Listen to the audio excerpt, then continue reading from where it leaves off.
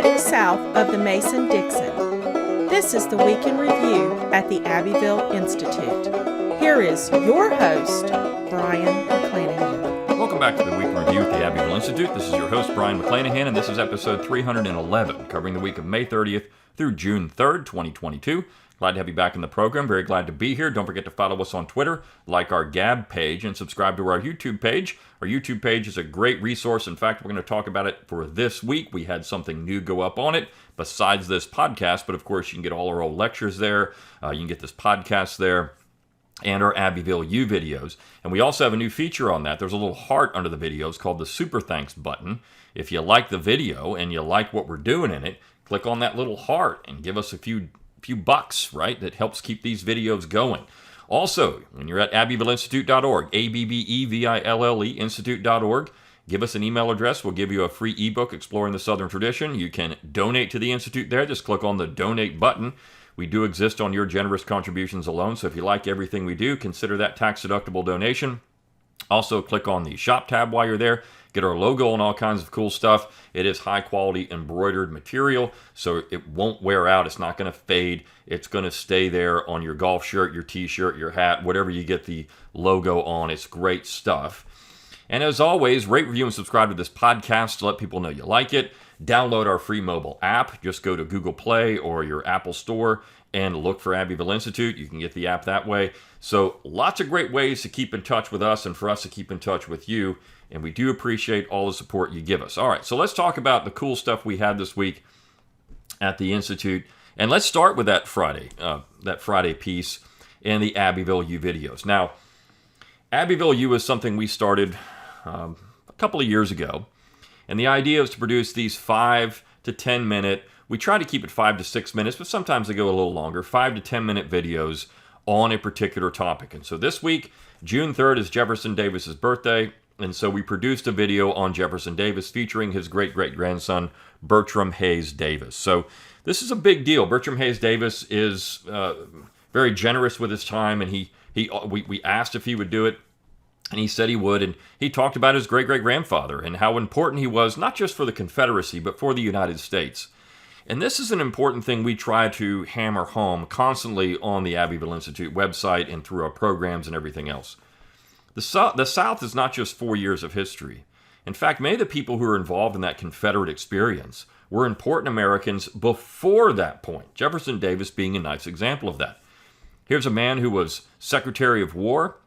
He had served in the United States Senate, was a war hero. He is Zachary Taylor's son-in-law for a brief period of time before, of course, Jefferson Davis's wife tragically died. And when Zachary Taylor was president for 18 months, Jefferson Davis was around the administration quite a bit. He and Zachary Taylor reconciled because at one point Davis eloped with his daughter, and there was a lot of hard feelings there. But Jefferson Davis and Zachary Taylor had a close relationship. And Zachary Taylor is one of those Southerners that's often overlooked. Zachary Taylor was an important part of Southern history. I mean, a great war hero himself, a man who was highly regarded in the United States. When he became president, there was, in 1849, of course, the Compromise of 1850, that period of time after the Mexican War, all these things are broiling, and Taylor was taking a very Washingtonian approach to the situation. In fact, it's often thought, if Taylor, here's a man from living in Louisiana, if Taylor had lived, maybe some things would have been different moving forward in the United States in the 1850s. It's hard to say, but certainly Taylor was an important part of this, this Southern tradition and American tradition. And of course, his son, Richard Taylor, would later serve as a Confederate general, wrote a great memoir about the war. And I mean, it's one of those things you have to read. So, look, Jefferson Davis is an important part, not just of Southern history, but of American history. And that's why the title of the video is Jefferson Davis, American Statesman. It's 10 minutes long, and we're going to do more of these. So if you like these videos, please do consider that tax-deductible donation. That's the only way we can keep these things going. They're not free. We do have to pay to do production and everything else, and these things do cost a pretty penny, right? I mean, they're not cheap. So We want you to have these videos. It's something that's part of our mission to explore what's true and valuable in the Southern tradition, but we need your financial support to do more of them and consistently do more of them. We're also working, of course, with the same production company doing the 1607 project. There's going to be a written component to that. There's going to be a website to it, and there's going to be a nice documentary about it. That's all coming. Of course, if you want to contribute to that, click on that donate button at abbevilleinstitute.org. So all these things are working in the background. We're doing stuff, not just the website and this podcast, but we are working on conferences, and we're working on these videos and other production materials. So that's what your money goes to. And of course, one thing I didn't mention is the summer school coming up in just about a month. It is full. We are beyond full. We're beyond capacity. But you will have those videos on YouTube for that. So we do pay to have all of this recorded and then produced, and we're going to get more of that as well. So your money, even if you can't go to the summer school, your money can help fund some of the video production that we're going to do there. And of course, that will later help you see what we did at the summer school. And we are going to be having some other things going on. Don't forget about our Zoom conferences. We will have one in June, probably near the end of the month. We didn't do one for May. And we only did one in April. So we're going to see. We're trying to get people lined up. Schedules get a little more difficult in the summer as people have other things going on. But we're gonna keep these things going. Those Zoom webinars are great. And of course, AbbevilleAcademy.org is another fantastic educational website where all these old Zoom webinars are put up there. And of course, you can go watch those. You do have to pay a small charge for them, $15. For a previous webinar. But if you've already attended, of course, you get those. You get the one you attended free of charge, and we always send a link out to that. So the replay, that website itself does cost money, so that's why we have to charge to have those videos hosted there. But regardless, we got so many things out there, so you can explore what's true and valuable in the Southern tradition. And we're continuing to work on new programs and new projects and new designs and new things that you can have to help advance that mission and that agenda. And this video, Jefferson Davis, American Statesman, is certainly part of that process. Fantastic video, great production quality. Bertram Hayes Davis does a great job. He spoke at one of our conferences several years ago along the same lines, and he's just a great proponent of his great-great-grandfather and his legacy in American history, not just Southern history, but American history. So we're very happy to have him do that. We have another one coming up, by the way, on this same Abbeville U videos. We have one coming up on the Jefferson Hemmings myth, and that's going to be a good one too. And so you're going to love that one. And we have two more that we have planned at least for this year, but we'd like to do more. Again, if you like them, consider that donation. Now that said, we had a piece this week by Boyd Cathy on what he would tell graduate students to read if he could in Southern history, or college students, but what he would tell somebody who's interested in the South if they're a college student or a graduate student. And his recommendations are great. Now, we get a lot of emails about this. What should I read? What should I look at? And we're going to be making some alterations to the website in the next, before the end of the year, I hope, that would guide you in a direction and try to get you involved in reading particular things. But we do have a recommended readings, a recommended books section. If you just go to the website and you go to the home page and you click on the publications tab, and it says recommendations, and you can go get books. There's also recommended music. So the books part is great. We put that together years ago, and it probably needs a little update, and we're going to be working on these things as we go.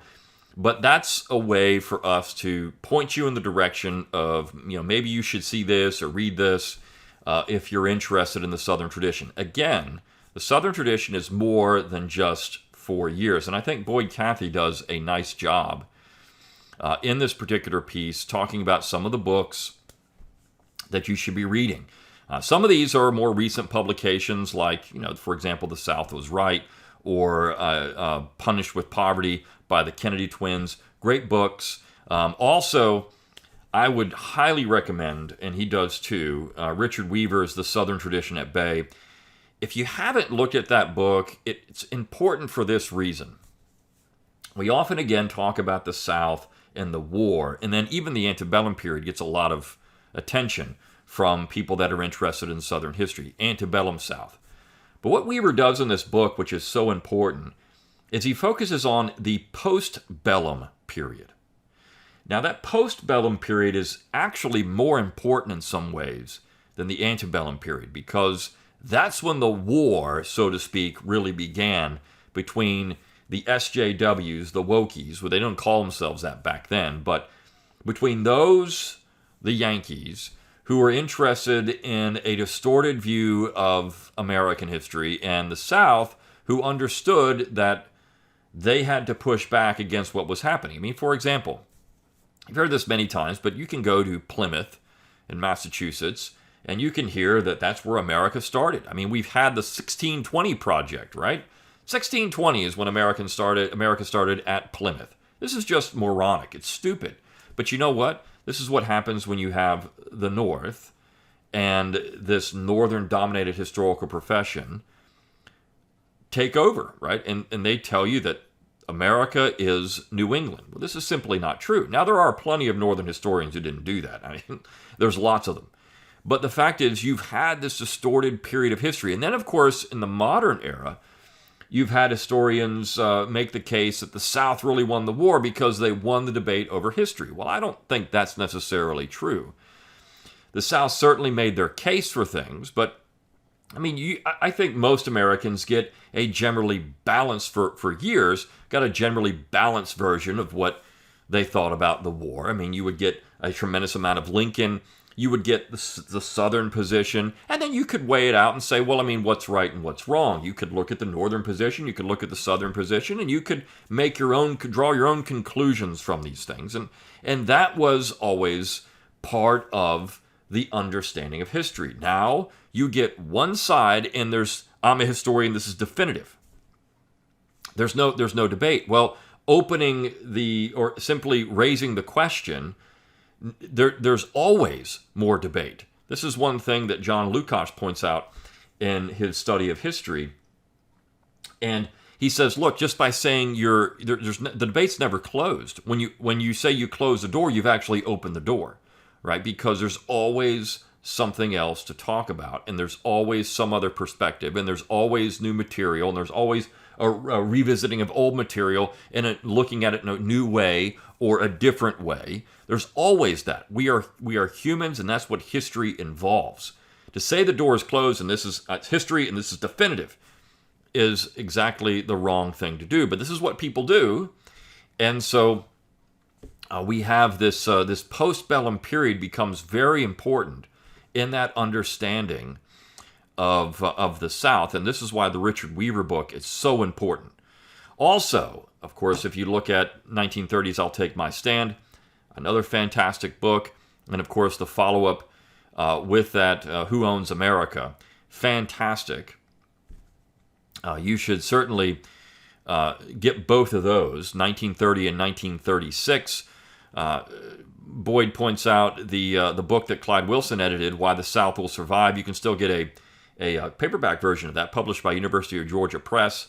It's a fantastic book as well. So you've got these collections. I would also recommend are Exploring the Southern Tradition that you get free of charge. Now Boyd Cathy doesn't talk about that here, but free of charge on our website. Simply for going there, giving us an email address, you get the book. You can also buy it in a paperback version if you want at Amazon, but you get the book if you do that. And of course, this is a nice way to talk about too. We actually have an Abbeville Institute Press, if you didn't know that, and we are going to have more books coming out with that. The latest book we published was the Marco Bassani book, but we have others.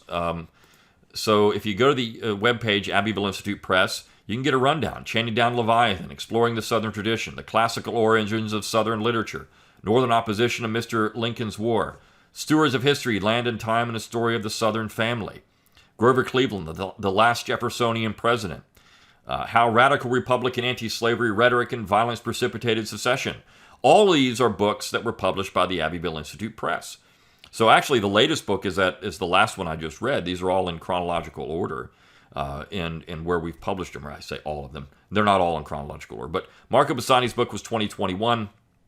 So was Stewards of History by Carol Johnston. Ryan Walter's book on Grover Cleveland, and then, of course, D. Jonathan White's book on the Radical Republicans. So a lot of great stuff out there. The book, Northern Opposition to Mr. Lincoln's War, it's hard to get. We're going to do an updated version of that at some point, from what I understand. That was produced because of a conference we did on the topic at Stone Mountain, Georgia. And I had the honor of participating in that conference. And I produced a chapter on the Bayards of Delaware in that particular book. But a lot of great stuff there. And these are good books. Of course, Dr. Cathy talks about a number of other books. He mentions the William Marvel series on Lincoln and the war. One of my favorites in that, it's not the series, but one of my favorites that he produced was Lincoln's Mercenaries. If you've not read that, Lincoln's Mercenaries.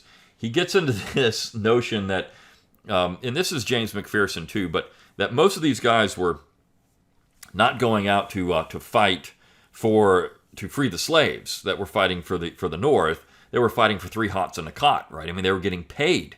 This is why they're Lincoln's Mercenaries. So you should really go out and get that book. It's very good. There's also a book by another Jonathan White, a different Jonathan White. And I can't remember the exact title, but it's on the stolen election, essentially, of 1864, and how Lincoln was using the military to boost his votes in 1864. And if it wasn't for that, Lincoln probably loses the election. Boyd Cathy, of course, recommends Mel Bradford. Anything by Mel Bradford is great. Samuel Mitchum's book, which we've talked about on this website before, it wasn't about slavery. DiLorenzo's books on Lincoln are always good. So several books. He also goes into things like slavery. He's got Eugene Genovese's books, which are always fantastic. Anything by Eugene Genovese should be read, even if you don't agree with everything he says. But the 2 books that he points out, which are the best, the Roll Jordan Roll, The World the Slaveholders Made, and The Mind of the Master Class, 2 of his best, but also this little book of lectures, The Southern Tradition. It's fantastic as well. He also points out Fogel and Engerman's book, Time on the Cross, fantastic book. So all of these are great, and he has just so many in here.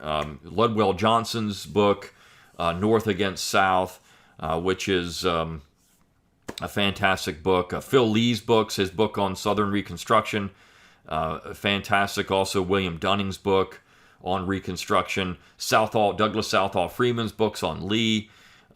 You've got Hudson Strode's books on Jefferson Davis, and of course, we just talked about Jefferson Davis, but so much good stuff. And so many of these things are not just about the war, they're about Southern history. And there's one in here that he mentions, Clyde Wilson's Carolina Cavalier. That was Clyde's dissertation. And it's so good. James Johnson Pettigrew. It's not just about James Johnson Pettigrew's time as a Confederate officer. It's about his life. And Pettigrew was such an interesting character. Spent a lot of time in Spain. He had a long-standing conversation throughout his life on what the Southern tradition was and what it meant. And if you read that book, it's not just a military memoir. It's a memoir of the Southern tradition, and that's why it's so good. And of course, Boyd talks about his own book, The Land We Love, The South and Its Heritage, which is also a fantastic collection of essays. So there's so many good things out there. And we're going to do more of this to try to point you in the direction of books that you need to be picking up and things you need to read to get into that Southern tradition. If you know it, if you read these books, you're going to have a much better understanding of it.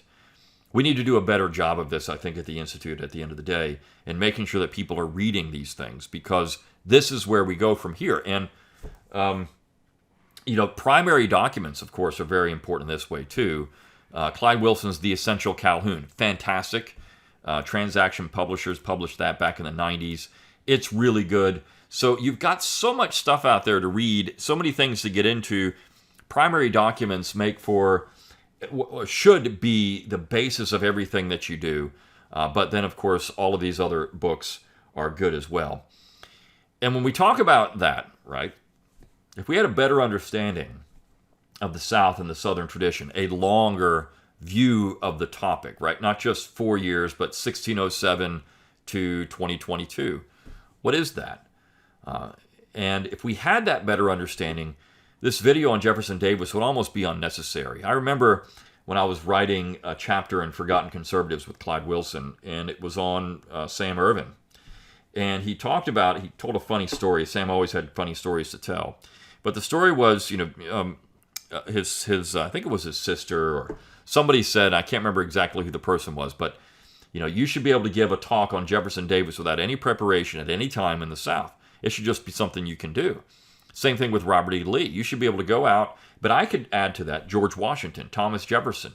You should be able to do this at any time. Someone who's educated on the South and the Southern tradition should be able to go out and give these type of talks at any time, in any place, even just a brief elevator pitch summary of who these people are and why they're important. John C. Calhoun. That's what we need to be able to do. Because if you can't do that, then you're allowing the other side to win. Because if you can't give an intelligent answer to some of the questions like, who is Robert E. Lee? Who is Jefferson Davis? Who is John C. Calhoun? If you can't do that, well, you're setting us up for failure. It's that lack of education that creates things like the piece that we published on Monday, the worst street corner in America. Now, some of this is because we've got a bunch of people moving in from outside of the South into the South, and they bring with them, of course, their preconceived notions of things. And there was actually a funny story I saw yesterday in Florida. Right, there was a guy in Miami who was a notorious anti-Southern advocate in the legislature. And you've had some activists there in Florida do a very good job of getting this guy out. I mean, they made it to where he's not going to run again. And fantastic, right? David McAllister, I think, was instrumental in that, and Lunell McAllister. So just a great effort to get these carpetbaggers who come in. He's from New York, settled in Miami. Miami's not really much of the South, anyways, but settled in Miami and then became in the Florida legislature one of these individuals who wanted to get rid of anything recognizing the Confederacy. And we're seeing this across the United States. So if people at the grassroots level, and this is why I like this, what's going on there, if people at the grassroots would just say, enough is enough. We're not going to tolerate this stuff anymore, but you have to be able to intelligently talk about these particular topics and say, these people are important for this reason, or X, Y, and Z. You have to be able to do these things. And so this piece by Casey Chalk on Monday, The Worst Street Corner in America, it's this little neighborhood, Mosby Woods, in Northern Virginia. And of course, that's where Mr. Chalk lives, and he's from that area.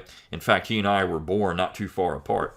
But he says, that what we have here is a bunch of people that moved into the subdivision that was built in the 1950s, in the period of time, the centennial, and so people were talking about the war, and they created a whole subdivision based on the war and street names and things like that, and to recognize Virginia's place in that. Now you've got all these people that have moved in, and they don't like it. They think it's terrible. You've got Confederate Street and streets named after Confederate heroes, and people want to change it. But then you have other people there. He talks about a citizen, a resident of the neighborhood from a Japanese background. He's saying, why do we want to change this? This is stupid. I mean, the names are what they are. Who cares? And that who cares thing is very important. And I always go back to this, and it's something that stuck with me as after 2015, then 2017, then 2020. But I think this piece was, I think maybe 2016, maybe it was 2017, I can't remember. But you had this little twit come down from Yale to Alabama. And if you've ever seen the college system in Alabama, the 2-year college system, George Wallace was a firm proponent of this. And we wouldn't have the 2-year college system in Alabama if it wasn't for George Wallace. So you do have some colleges named after Wallace and his wife. But then you also had colleges named after other Southern figures, Jefferson Davis and John C. Calhoun and things like that. And so this little idiot came down from Yale after Yale was talking about getting rid of Calhoun College, which of course they did, which was stupid. John C. Calhoun was one of the most prominent men to ever graduate from that institution. But they're going to get rid of Calhoun College at Yale because, I can't fathom going in a building with his name on it. So they went to Calhoun Community College in in Alabama, this guy, and he interviewed a student there. She was a young black girl. And he said, doesn't it bother you that you are going to a school named after John C. Calhoun? And her response was fantastic. Her response was, well, you mean to tell me there's people in the North who can't go into a building because of the name on it? You mean to tell me that? Oh, yeah. And she basically said, that's stupid.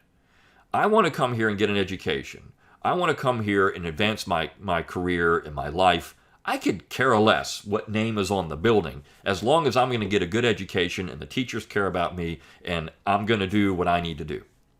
I mean, what a fantastic answer. Because this is what people need to realize, right? The name on the building means nothing. It's irrelevant. As long as people are being treated properly and you have this young girl could go and get her degree and do what she wanted to do, she didn't care what name was there. And this is the same thing with the worst street corner in America. Now, if we had a better understanding of who John C. Calhoun actually is, here's a guy that was Vice President of the United States, Secretary of State, Secretary of War, a man that served in the Senate, the House of Representatives, was one of the most prominent men in America, considered to be, by even his enemies, the shining star among congressional leaders throughout his career. He was in Washington, in government, for 3 decades in various positions. Continuously, by the way, he would resign one and take up a seat in the other. I mean, this is important, right? So John C. Calhoun is one of the most important individuals ever in American history. And yet, he's simply the defender of slavery or the positive good speech. This is all stupid. Calhoun made so many other contributions to American society. But if you don't know that, if you just think, defender of slavery, this is Samuel Flagg Bemis. I often remember, Samuel Flagg Bemis had a picture in his book. I think it was of his, Secretary of State's. And it's Calhoun with his hair combed back, and he looks deathly. It's right near the end of his life. It's the picture that everyone sees of Calhoun when his face is sunken in. He's so sick. He's ill. He can barely even speak anymore. And yet, this is what he looks like. There are so many better images of Calhoun when he's a young man. He's a very vibrant, energetic, polite, engaging, funny. Calhoun was funny. You just think he's the cast iron man. He doesn't have a crack a joke. Calhoun was a hilarious person. His speech on the admission of Michigan, it's not just good because it's so hard hitting. It's good because it's funny. He's able to rip people apart in a way that nobody else could, except for maybe John Randolph of Roanoke. But Calhoun is so good at it. And this is a thing people miss. They miss the funny part. Lincoln cracked a few good jokes. He told dirty jokes and he told bad jokes, and Lincoln could say things that were funny. This is true. Lincoln did say some funny things at times. But I think sometimes people laugh at Lincoln because they think they have to laugh at Lincoln's jokes. And they can't laugh at anything Calhoun said because he's John C. Calhoun, and so the man never said anything funny. He was charming. He was engaging. People really liked to talk to Calhoun. And the images that are made as paintings when he's younger, he's a very handsome individual. So this is something that you don't see with Calhoun. It's just the death of John C. Calhoun. If we had a better understanding of history overall, you wouldn't have this problem. Same thing with the piece we published on Thursday, W.E.B. Du Bois' Selective Moral Outrage. By Michael Martin. Du Bois now is really driving policy in America. We don't realize it, but he is. Du Bois is driving policy. And if we had a better understanding for who Du Bois really was, here's a guy that's cozying up with Chairman Mao. Du Bois was an individual who said positive things about Hitler, for example, and Stalin. But yet we're going to listen to Du Bois? And we're not going to listen to, he's talking about, he has positive things to say about genocidal maniacs. And yet he's some kind of good guy because he says bad things about Robert E. Lee. Whereas Calhoun was interested in minority rights, was interested in good government, was interested in checking power, was a real American statesman. In fact, one of the greatest statesmen the country has ever had. Was someone who was served at the highest levels of government. This is a man we should all admire and respect. even if you don't agree with his views on race and slavery, which nobody in the 21st century really does, but, I mean, I'm sure you can find some people that do, whatever. But the fact is, Calhoun was someone that we should respect and admire, whereas W.E.B. Du Bois and his background is not. I mean, Du Bois is working against the American tradition constantly. And yet somehow he's a great American now. It's sad. It would be laughable if it wasn't so sad, because it has so much impact and so much power over people's lives. So that piece by Michael Martin, I mean, Du Bois had terrible things to say about Lee, most of which is just completely stupid. So, when you look at W.E.B. Du Bois and how important he is, say, in the 1619 Project, or in other parts of what's now considered, the leftist tradition, or what the left is really pushing in America, the progressives, Du Bois is certainly at the back of it. And look, Eric Foner would not be Eric Foner without Du Bois. He basically took Du Bois's Black Reconstruction and updated it for the 21st century, and that became his book on Reconstruction. That's all Foner did. Du Bois is the basis of the Foner School on Reconstruction, and that is the dominant school of Reconstruction today. So this is how important Du Bois is, the guy that was cozying up with Chairman Mao, thought Hitler was okay at times, and certainly didn't have too much of a problem with Stalin. This is the guy that was advocating genocidal maniacs, and yet somehow he is a great expositor of the American tradition. It's laughable. But of course, this is what we deal with on a regular basis. All right, last but not least, we had a piece on the nullification crisis. This is a lecture from our 2003 summer school by Marco Bassani. We just talked about Calhoun. It's a fantastic look at nullification. If we're transcribing some of these old lectures, because maybe you don't want to sit down and listen to an hour-long lecture, but you would read what he had to say, and reading it allows you to digest it a little more and go through and pick up these things. So again, this is something that your donations help to do, and get these things transcribed so that we can have them on the website for you long term. So it's not just about the audio file, which we had to pay for as well, but also the transcription, which is a nice thing to have. Okay, so hope you enjoyed this week at the Abbeville Institute. Until next time, good day.